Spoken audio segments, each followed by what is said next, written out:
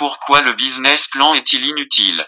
Je m'appelle Dambasardio, président de Digitataït Group, France et Sénégal. De plus, je suis un ingénieur informatique spécialisé dans l'automatisation des processus métiers. Cependant, pour la création de Digitataït, mes associés et moi avions pris un peu plus d'1 an pour faire notre étude de marché et notre business plan. Une perte de temps totale dans notre vie d'entrepreneur. Nous analyserons le pourquoi c'est une perte de temps. Pourquoi le business plan est-il inutile? Nous effectuerons ces analyses à travers les chapitres suivants. 1. En premier lieu, mon histoire de business plan avec Digitataït. 2. En deuxième lieu, la résolution de notre perte de temps. 3. En troisième lieu, pourquoi le business plan est inutile. 4. En quatrième lieu, ne pas exclure l'analyse du marché. 5. Et enfin, conclusion. 6. Mon histoire de business plan avec Digitataït.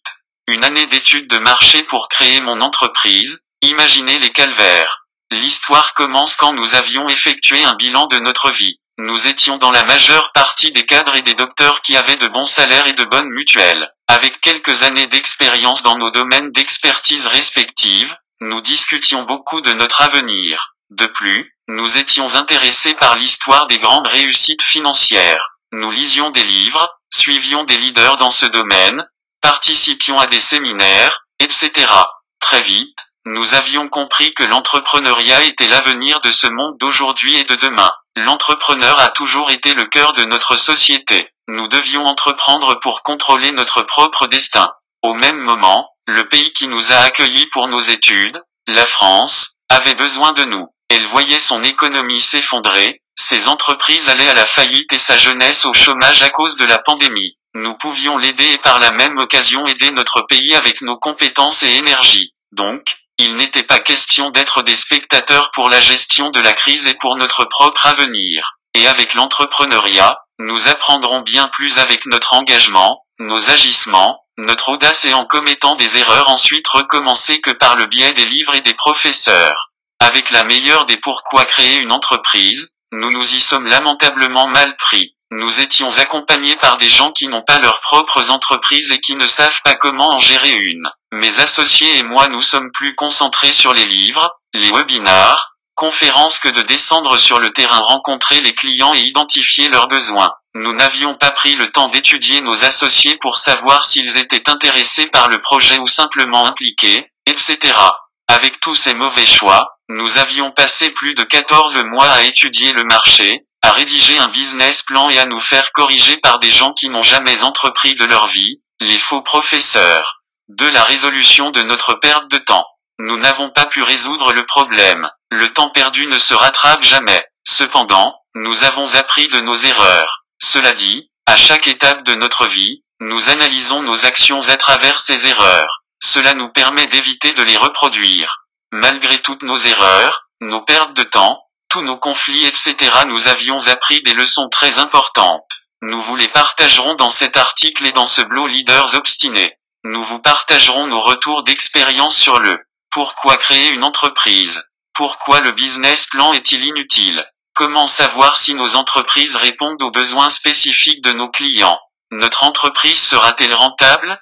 Comment tirer parti de nos erreurs? Comment avons-nous surmonté tous nos problèmes? Etc. Pourquoi le business plan est inutile? Il ne suffit pas d'avoir de bonnes idées, il faut agir. Si vous avez besoin de lait, ne vous installez pas sur un tabouret au milieu d'un champ dans l'espoir qu'une vache y passe. Source, https://citation-celebre.leparisien.fr/citation/45242. Citation de Curtigrand.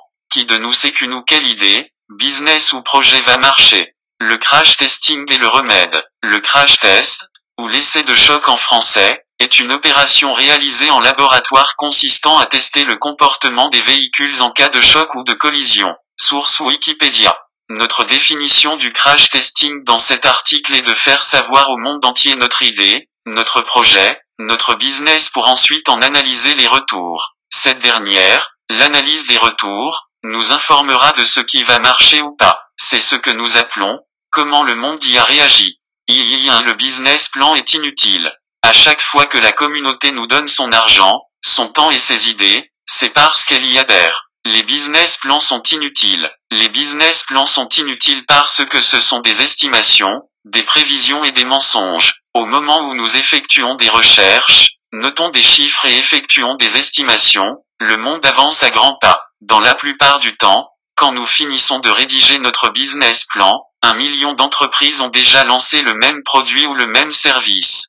Les business plans sont inutiles tant que nos idées ne sont pas validées par nos clients et le marché. Dès le moment où nous passons à l'action, le monde nous dira exactement si notre business plan sert à quelque chose. La plupart du temps, nos estimations et nos prévisions sont à l'opposé des besoins du monde. Ce sont ces derniers qui orientent notre business vers des endroits dont nous n'imaginons même pas l'existence. Ils nous disent où nous devons exactement aller et quoi faire. Presque toutes les entreprises qui ont réussi ont commencé en pensant que leurs idées de départ étaient les meilleures. Elles ont fini par comprendre que les besoins étaient autres. Et, c'est exactement cette compréhension et cette transition qui les ont permis de réussir. La majeure partie des clients qu'on envisageait de démarcher ont déjà choisi leur fournisseur. En gros, le monde se fiche de notre business plan. Tout ce qui l'intéresse est ses besoins.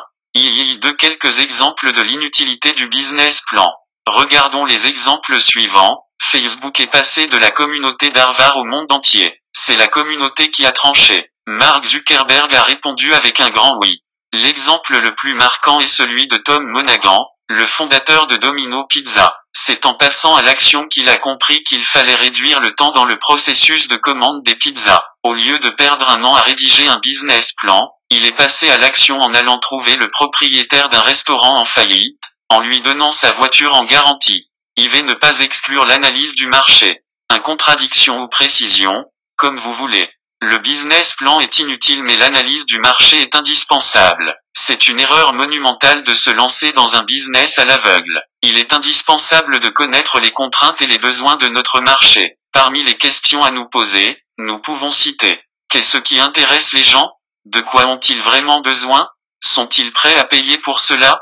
Comment mieux servir les gens, de manière plus rapide, plus sûre, abordable et pratique? Comment mieux servir les gens si on se cache dans notre coin? Le but est de déterminer avec exactitude ce qu'il faut savoir et se lancer. C'est en montrant nos produits et nos services que nous pouvons estimer notre chiffre d'affaires annuel, le crash testing.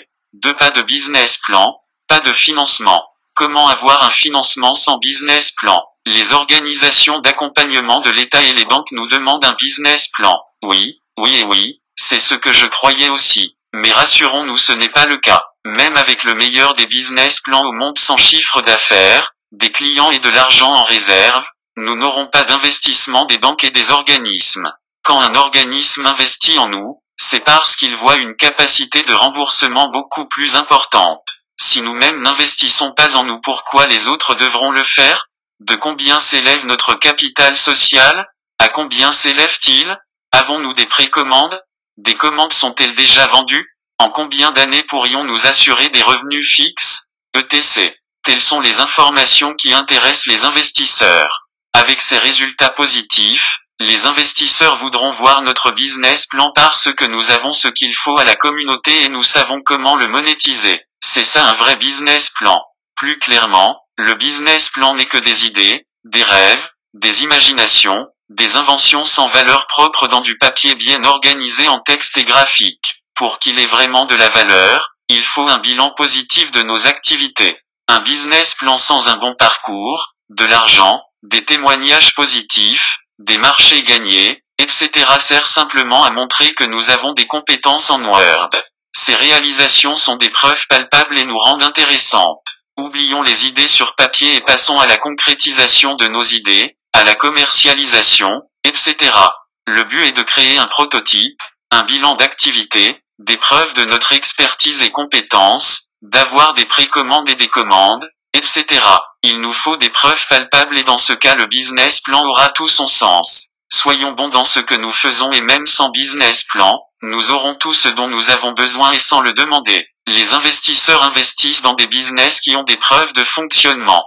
Conclusion. Les hommes intelligents apprennent de leurs erreurs et les hommes sages apprennent des erreurs des autres. J'adore cette phrase et j'y médite presque tous les jours. Depuis que je l'ai entendue, je n'arrête pas d'analyser mes erreurs pour m'améliorer mais aussi d'essayer de découvrir les erreurs des autres. S'agissant de nos business, Passons à l'action. Le fait de passer à l'action nous fait économiser de l'énergie mais aussi de mieux cerner les besoins sur le marché. Cet article est signé, l'équipe de leaders obstinés. Voudrez-vous lire l'article? https://www.leadersobstin.com/pourquoi-le-business-plan-est-il-inutile / Aimeriez-vous nous contacter? Vous pouvez nous contacter par courriel sur contact@leadersobstin.com, sur notre page contact de notre site internet www.leadersobstin.com. Merci de votre attention.